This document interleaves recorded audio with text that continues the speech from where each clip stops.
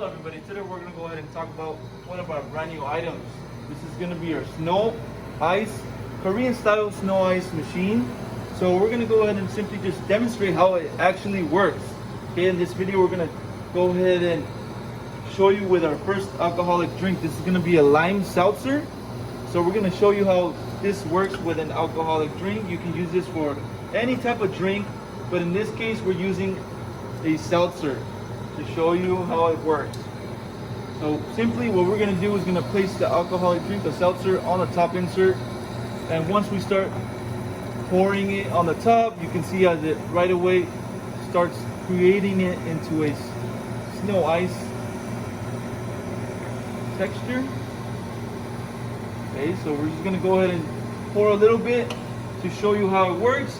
Now for the speeds, you can control the speed on how the unit runs.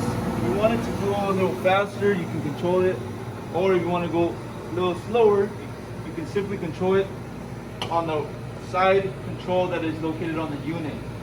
Okay, so this is a demonstration using a lime seltzer. Okay, So right now I'll try this.